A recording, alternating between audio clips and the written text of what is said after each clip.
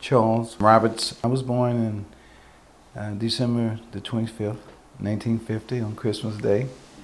So I am a Christmas baby. I grew up really here in Austin. I spent a lot of time during the summer months with my grandparents, both in Seguin, Texas, where I was actually born, in my grandmother's house in 1950. And that's on my mother's side, and on my father's side, which is between Lockhart, Luling, they call it the sticks, you know, with the snakes and all of that roam and the deer and all that stuff, real country-like. That's where I spent the summer months, and really every opportunity I had to go there, I spent time there because I had a special connection with the country more so than I did with the city life. And I still have that desire to visit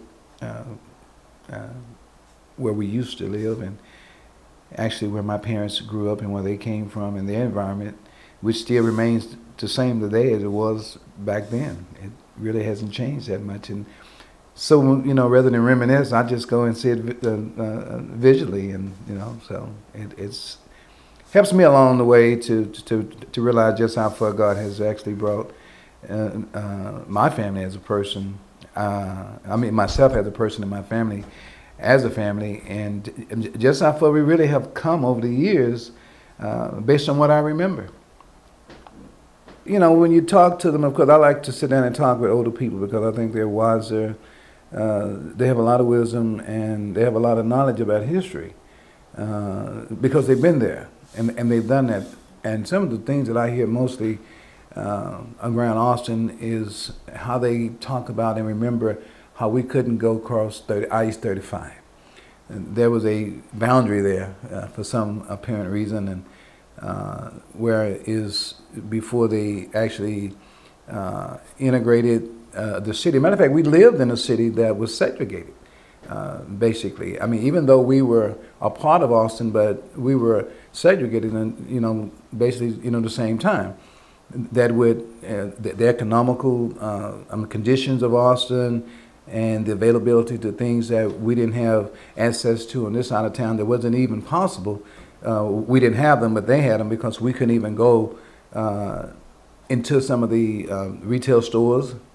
I remember basically having to go to the door in the back of the business to buy a hamburger or something. It was a little small window with a bell, and you push the bell, they come open the window and ask you what you want. You know, you tell them, and you have to actually, me myself, I was so small, I had to get a box and stand on it just to give them the money. I mean, and I remember not being able to go into the front places and go into restaurants like these children nowadays have the opportunity of, and a variety of places they can go with no rejection, except, you know, them not being dressed, you know, not following the dress code, etc. But back then, when I was coming up, I mean, we couldn't even go downtown to Woodward. You could go in, but you couldn't go to certain places in the store. Mostly the blacks shopped at places on East 6th Street now. That is the quote-unquote Mardi Gras district. Back in the day, that was one of the focal points of black Americans on Friday nights and Saturday shopping. Stores such as Levine's, places that was called Gilman's.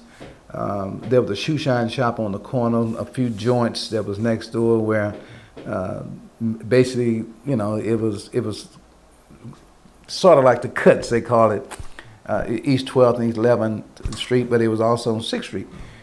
And if you wanted to meet, you wanted to see some of the people that you knew that lived in East Austin, most of the time you would see them on 6th Street on Friday evenings, on Saturdays. And I could vaguely remember during the summer, we didn't have the opportunity to spend a lot of time on Rosewood Park, even though it was there. There were some children that had the opportunity, but there was a lot of them who did not have the opportunity. Of course, there was Austin, and there was East Austin, and then there was Montopolis, and there was the Dale Valley area, where even some of the blacks migrated that originally had stayed in Austin, the Austin area. As a matter of fact, my family, they migrated to Metropolis. My mother still stays there to this day. And it's a wonderful place. It was a wonderful place to grow up because it was a close-knit community and a close-knit family. And I remember, you know, the story about it take a village to raise a child. That's true. Because I can remember when my mom had to work and some of the other moms or grandmothers was at home, that's when grandmothers lived in the same house, you know what I mean? They maintained the discipline of everybody. I mean, grandmother was the queen. I mean, you know, back in the day when I came up, I mean, you had a close-knit relationship with grandmother because she was actually, excuse me, she was actually the head of the household, even though you had a father and a mother there. But grandmothers took the role of being the head of the household. I mean, they actually really controlled things. They actually, you know, they enforced the discipline and the amount of discipline and et cetera. Along with love and, you know, of course, you know, tough love we call it, you know, with a switch and stuff like that. And so I live in the Metropolis area, which is just south of you know, airport, right across the bridge there. And Dale Valley was kind of to the left of 183, right across the bridge. And you know, so we had a very close-knit family and friends. We became what friends really are. You know, I mean, compared to what I see today, friends are not really friends. But back in the day when I came along, 51, 52, 53, 54, 60s and stuff like that. As a matter of fact, I lived in that area. I will never forget the day that John F. Kennedy got shot in Dallas, Texas. I was attending Allison Elementary School at that time, and I often reflect back on that day. I can see it just like it happened yesterday, and I can remember it just like it happened yesterday. We was getting ready to go down to Congress. They was going to have the big parade, and he was going to fly in from Dallas, and then all of a sudden the teachers and stuff called everybody back in. The buses were lined up in the front of the school. We were ready to go, and they made that announcement of John F. Kennedy.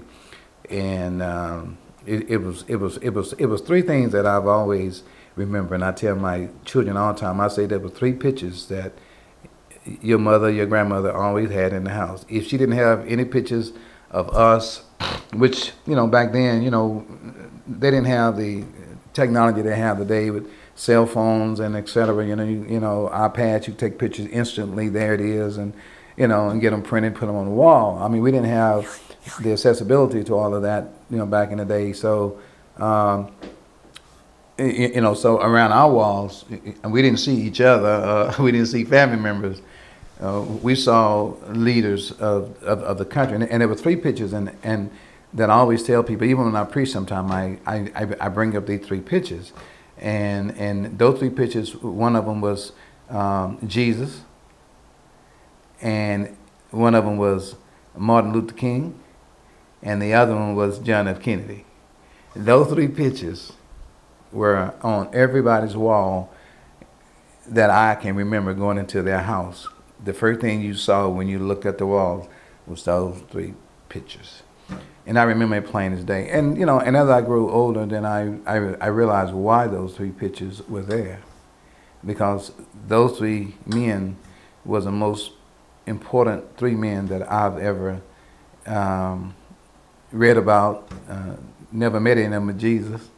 But, you know, just in history and reading, you know, the books of Martin Luther King and John F. Kennedy and watching the movies and, you know, the documentaries and et cetera, you come to realize that these three men play and still plays a very important part of history and the future and our current life right today.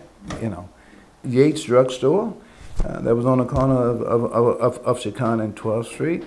There was a grocery store right down the road on Rosewood and Chicon, right on the corner. The guy named was Balbo, I remember that. Then there was Wales Grocery, which is still there. I don't know if it's changed names or not. I haven't paid that much attention to it. But I remember those particular places. There was a grocery store now where Hoover's is.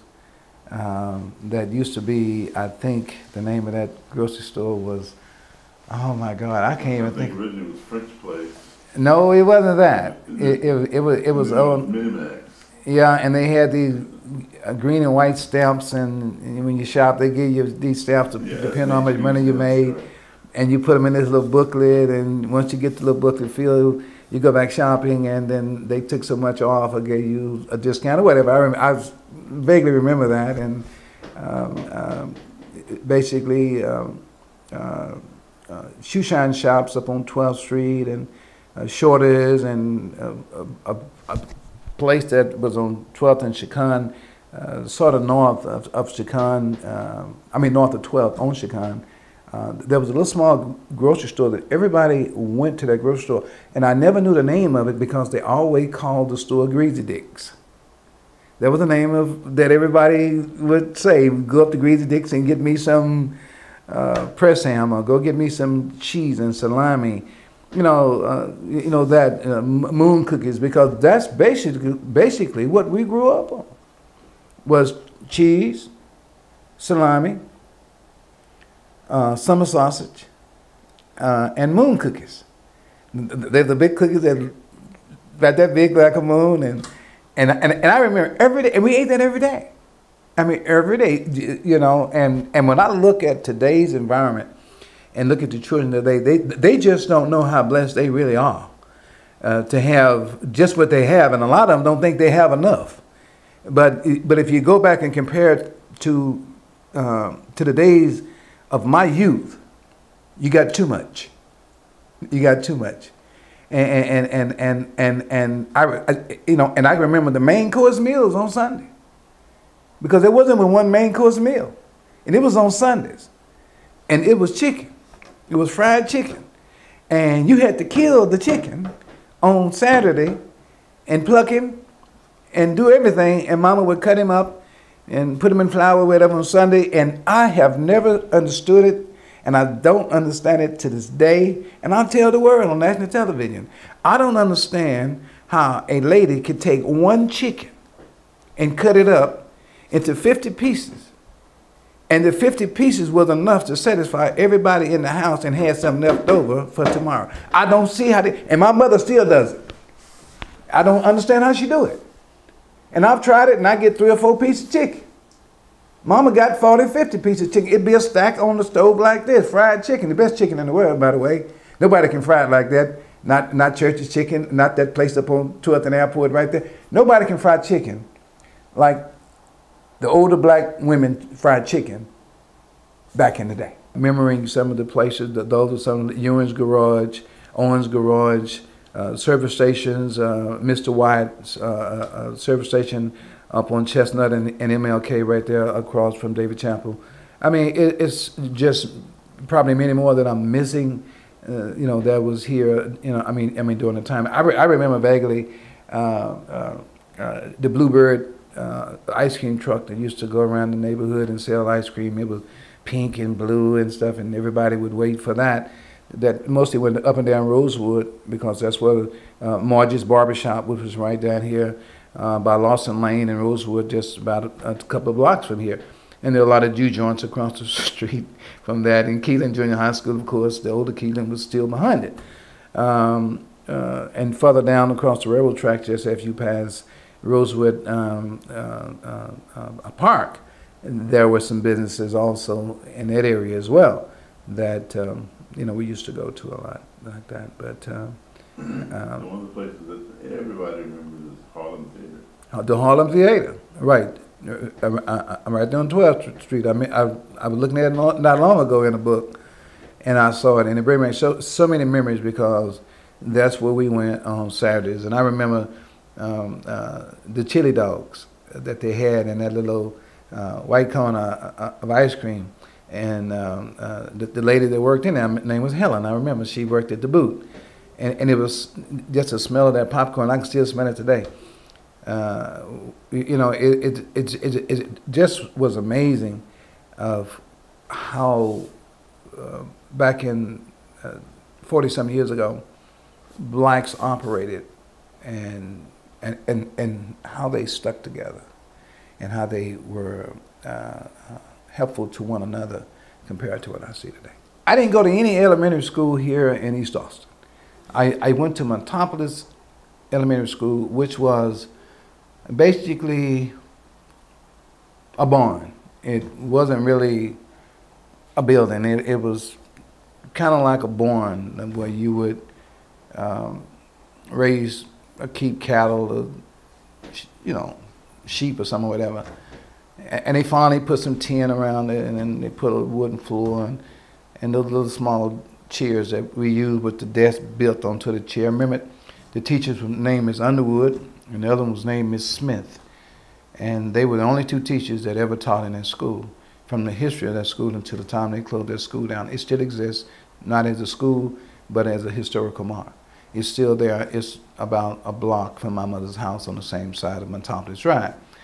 and it's still there, and occasionally they'll open it up and let, you know, people go in and walk around. It was just 3 rooms. It was a classroom, and a lunchroom.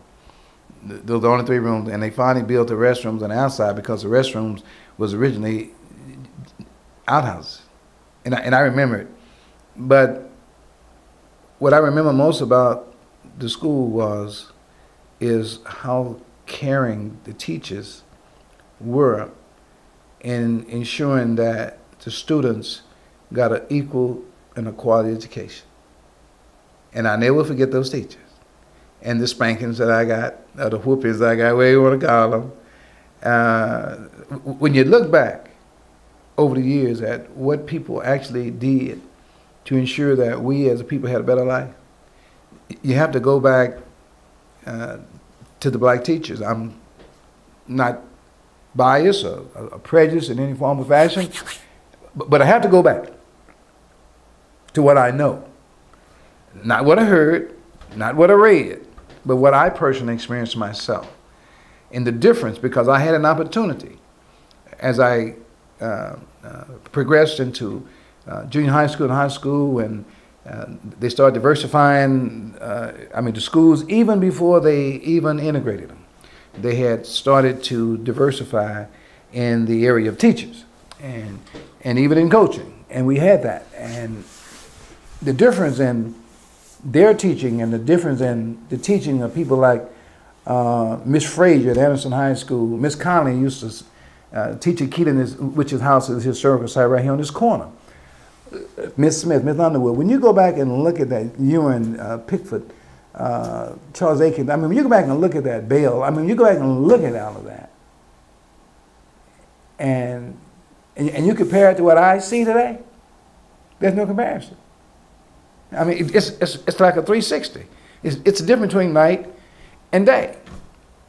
And every child that went to school, whether they were slow, or medium bright, brilliant, they all had a mission. And that was to graduate because they wanted better. And they wanted to further themselves, and so many of them did. If you go back and look at history and look at the history books of East Austin, there have been some great, great, great people that has walked these streets. That name has stayed hidden behind the curtain because of whatever reason. And people never knew that they existed, or they are actually from Austin, or they came this way. For some reason, they hid that in history. And there's so many things. We don't get to this. I know we're talking about the elementary school, but there's so many legends walking the street even today. And our children, and I feel sorry for them, they have to choose somebody that they're never going to meet, from a football team or from a basketball team or from a rap group or from some group that's thousands of miles from here, that then they'll never get the opportunity to shake their hands or even be in their presence. And they have to choose and select them as a role model. When you got them walking right here every day, but it's hidden. They're hidden from society. Why did they hide legacy from society? To keep our children not knowing that there are great people right up and down these streets every day, and you probably pass 15 of them every day and don't even know it. They're here.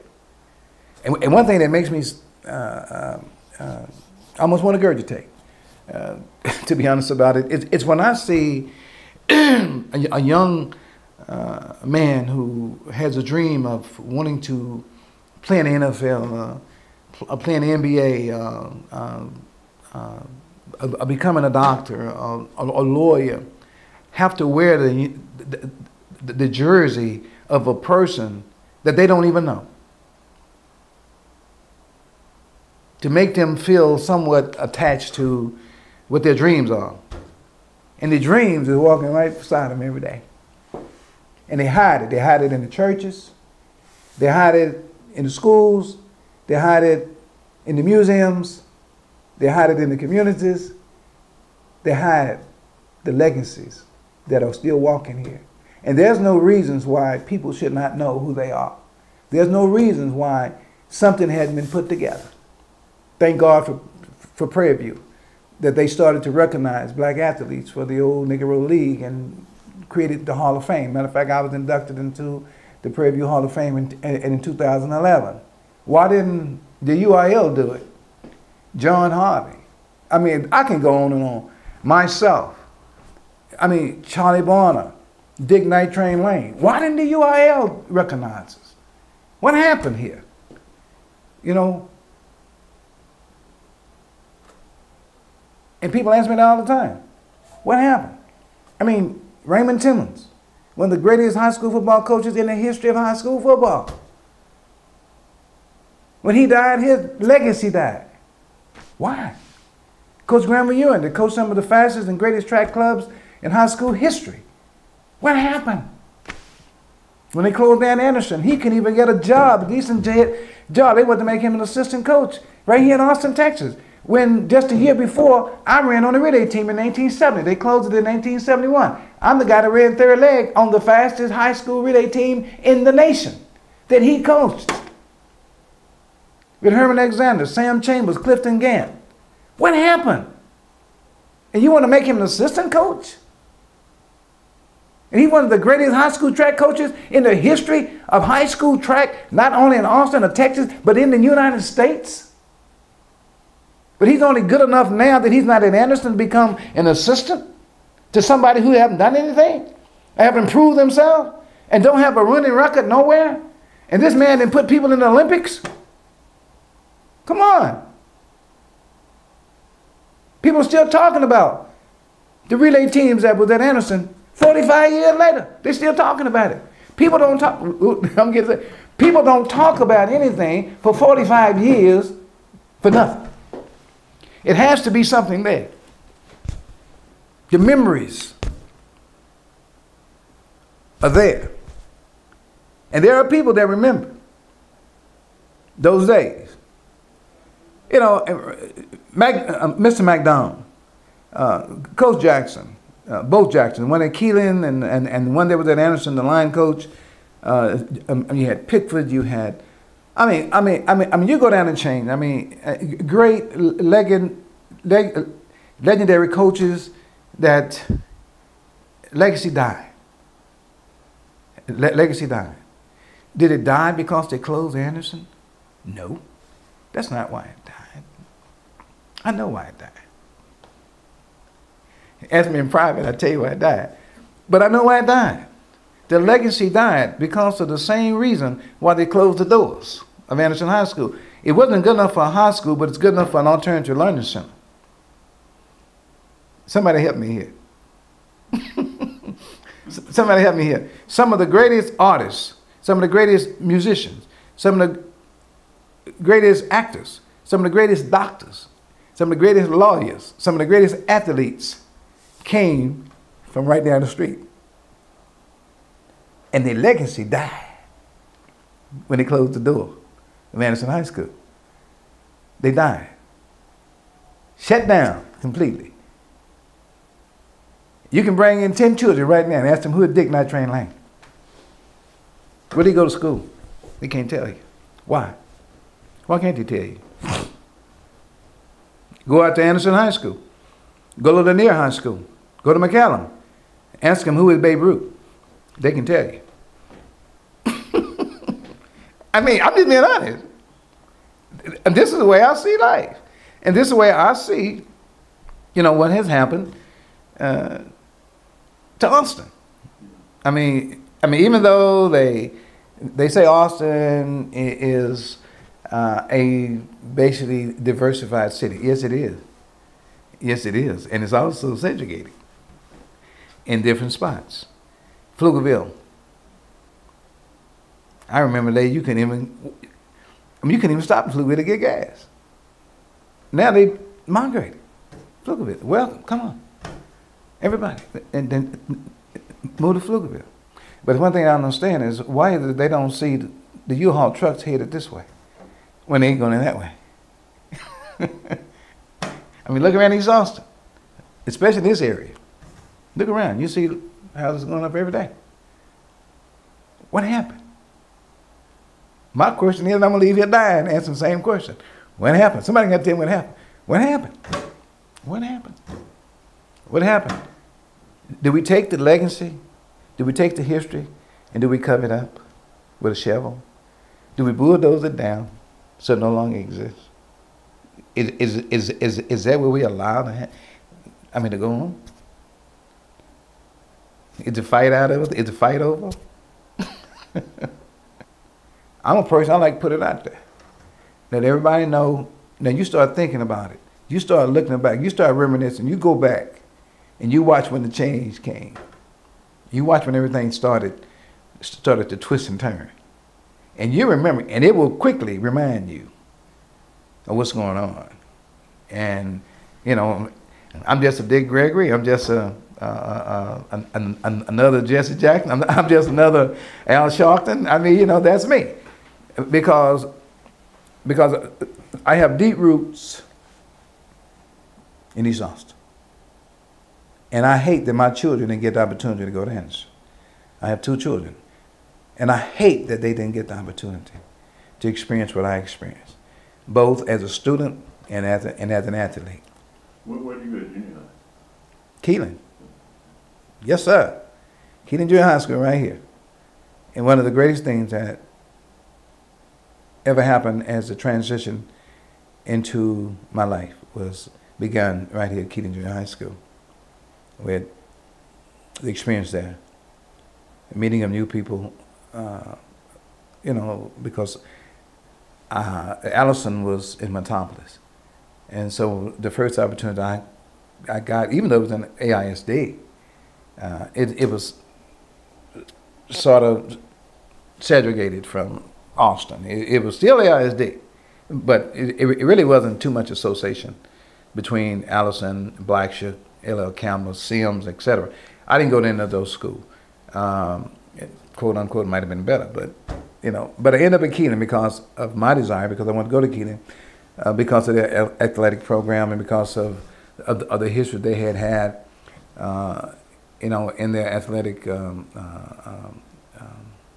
arena, track and football, and that's what I was, because I knew my mom and dad didn't have the money to send me to college. I knew that.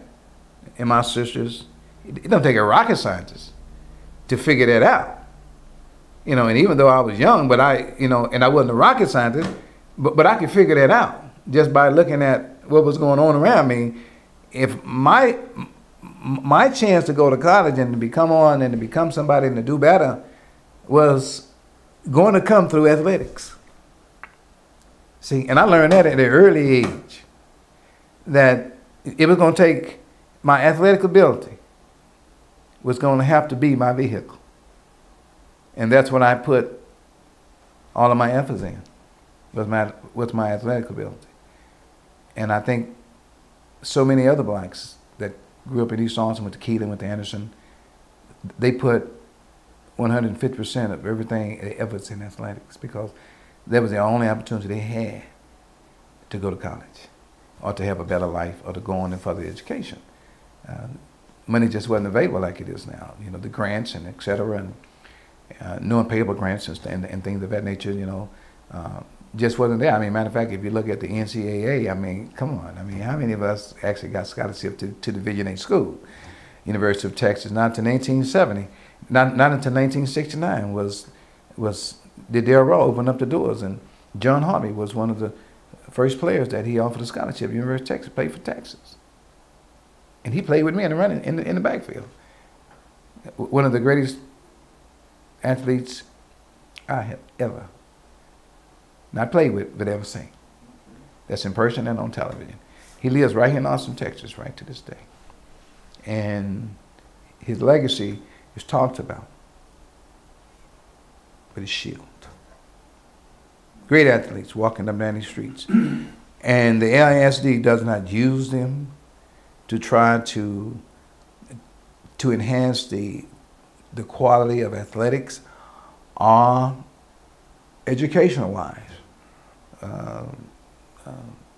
with what they have. And I think there's so many great athletes here that would be such a great assets to not only in the area of sports, but to talk to these kids that are in sports and kind of share with them their options, because we've been there. You know, I don't have to ask what's behind those trees, because I've been behind those trees. I don't have to ask somebody that don't know, because I've been there myself. I know. As a Harvard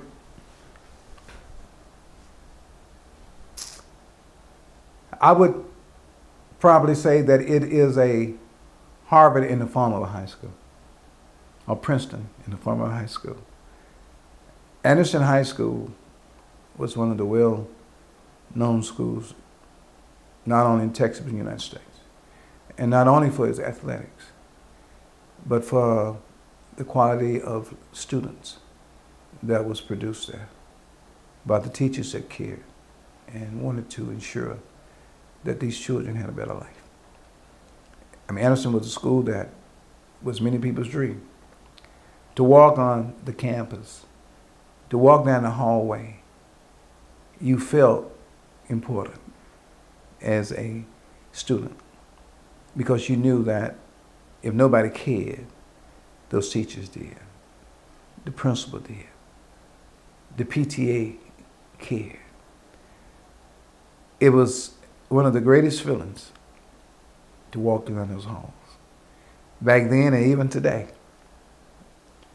it was, to me, it was like having the ability to walk daily through the White House and be a part of it. And Anderson was special for so many reasons. Everywhere you would go in Texas and bring up the name Anderson High School, there was somebody who knew something about it. There's not too many high schools like that.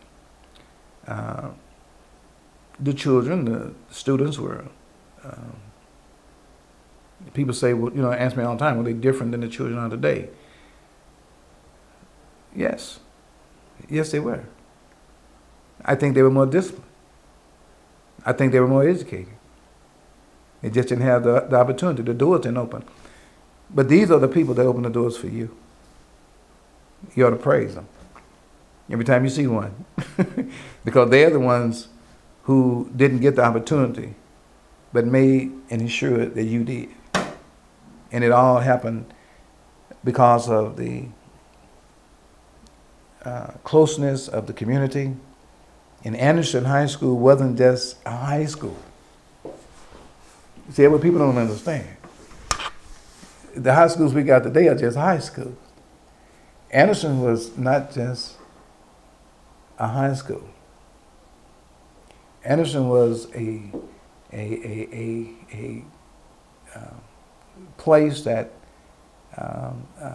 focused on the future and the quality of life. It was a school that specialized in counseling. And it was a school that specialized in doing what's right. And option and failure was not an option there. But it is everywhere there. It's an option. It wasn't you get it or you don't. I don't care if you, I'm going to put it out here. If you get it, fine. If not, that's your life. It wasn't a school like that. It was a school where you're going to get it. That's all there was to it. You're going to get it. And they ain't sure that you got it. And you wasn't going to graduate until you got it. And when you did get it, they were going to make sure that you got it where it stayed in there.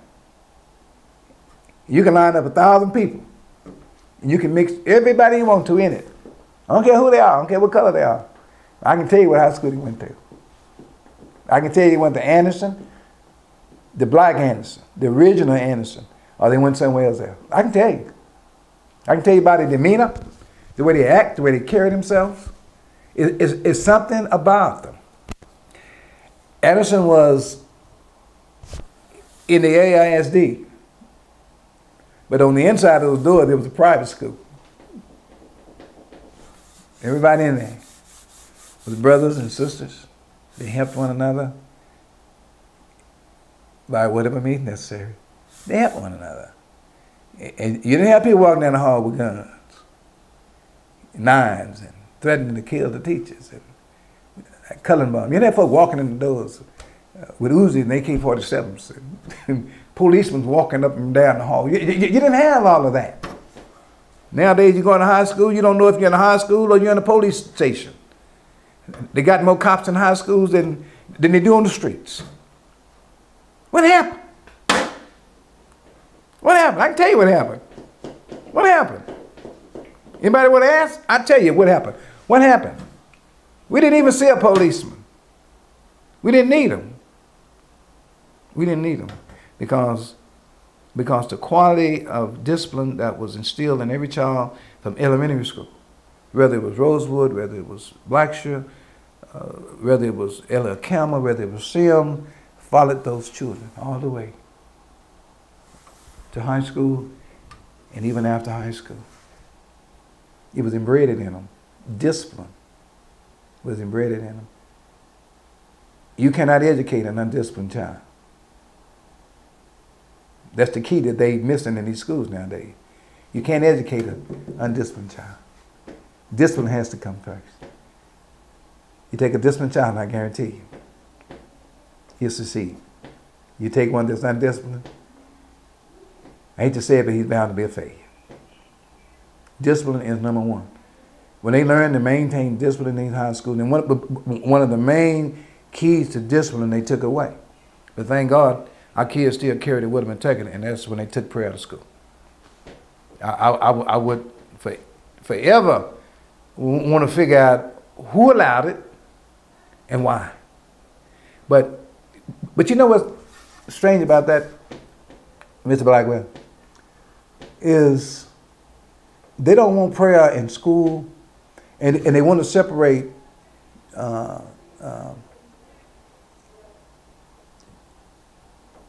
church from state. But the minute something happened, when all hell broke loose, what's the first thing they call for? And I'm just saying. So why is it legal now? Why is it legal to pray now? I mean, I'm puzzled. You didn't want the kids to pray together in school because you took it out. And you don't want the Ten Commandments to be a part of the state where they had them in courthouses and state capitals and stuff. You took them out, threw them on the lawn. But when all hell breaks loose, what's the first thing you do? Who's the first person you call? I'm confused. You know, maybe somebody see this, maybe they don't understand. But I'm confused, and I'm sure I'm not the only one confused. There's a lot of people confused. One of the key factors in the history of schools, whether they were black, white, orange, Hispanic, Japanese, Chinese, it didn't matter, was prayer before class and prayer after class. It was something about that kept those kids close. It was something about it. The chemistry there. But when you took God out of school, you took discipline out too. professional football player. To be honest, that's what it was. It was a professional football player. Later after I got in college, it was a dream to become a professional football player. Now, what they were based on, I don't know, but it was to become a professional football player or, a coach or something related to athletics. Later in years after I was in college, and I looked at it and I said, oh my God, I made the biggest mistake of my life. Because at that particular time, I wanted to be a doctor. And I feel like I would have been more successful at being a doctor than I would have at athletics, because the opportunity was greater in becoming a physician than it was becoming an NFL superstar. But since I was already, coming along well in sports, and I went to college on athletic scholarship, went to Grambling State University, which was hard to do back in the day, because if you think about it, all the black athletes had to go to all black colleges. And look at all the great black athletes you had to compete with. And to be offered a scholarship to a black university, especially such as Grambling, which was well known over the world as producing NFL football players, come on now. Come on now. Writing's on the wall. So I went to Grambling, and I got down to Grambling, and I had the opportunity to be around people like the legendary coach Eddie Robinson and stuff like that. I didn't play because I went on track scholarship, but I was with a football star. But I also ran track.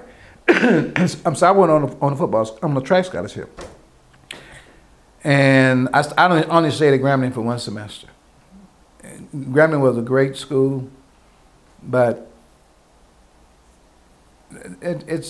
there was something missing as far as focusing on the future of athletics.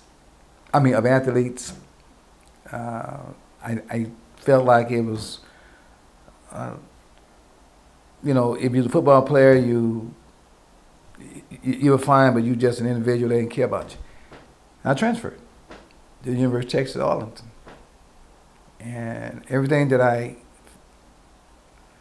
learned it from the University of Texas at Arlington.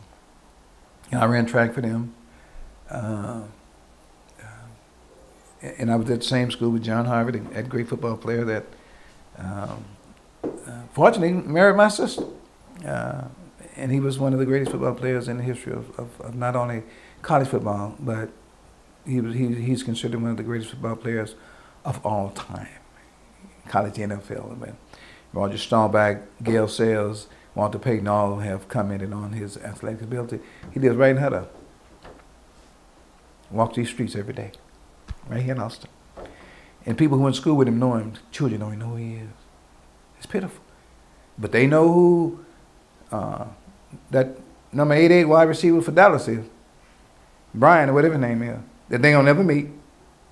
If they met him, he got about 5 seconds to spend with you, and that's, hey, and he gone, because he got bodyguards all over him, because he thinks he's better than the world. I'm just being honest, and I hope you see it. And he started spending more time with the black youths and spend less time at the Bentley dealership. I'm just being honest. And take some of that money that you buying these Rolls Royces and Bentleys for $400,000 a piece and park them in your driveway and paying all that hot tax on them on you. Take that money and build a training facility in your neighborhood that you came out of. Build a Head Start educational center in the neighborhood that you came out of it, since you say it was so bad and you didn't have an opportunity to do this and do that. Well, now that you got the money, you think those children had the opportunity? No, not without your money. Once you go back and build something for them, rather than buy 5 cars and a $2 million house that you don't need. You know what I mean? I'm serious. Why don't you go back and build a library for them? Why don't you go back and do it? I would. If I had that kind of money, let me tell you. They talk about no child left behind. It wouldn't be no child left behind in East Austin if I had that kind of money. I would ensure that. There are jobs available. Plenty of jobs available. But the qualifications, master's degree, Bachelor of Arts, PhD, and something that they're not qualified for. And the jobs that are available that Rick Perry want to say that that's available and Austin got jobs, people just don't want them. Well, who want to go to work and raise a family for $7.25 an hour? I mean, and be for real. I mean, you can't even pay a car note for a decent car to go to work, less known trying to have a decent home and a quality of life for you and your family for $7.25 an hour. You can't even do it for $15 an hour. But they jack up minimum wages, 10 cents and think, everybody's supposed to give a party in the street. Oh, we rich. We rich. They just gave me a 10 cents raise. Times 40. Think about it. 40 hours a week, 10 cents raise, times 40. How many money you got? We rich. Now I can go to Lake Travis. I can go up to Rolling Hills and Westlake, and I can buy me one of them big houses on them hills for $7.25 now. And I can put me a Mercedes in the front yard, and I can send my kids to private schools, and quote unquote, $7.25 an hour. I just got a 10 cents raise. Wow, I'm rich. That's how I see it. I'm just being real. And they want to get on national television and tell the world, right here from Austin, that Austin is the place to come to. And while you're on your way here, you meet 1,000 folks leaving. And they say, well, Austin is increasing by 2,000 people a day. Yeah, 2,000 people with degrees.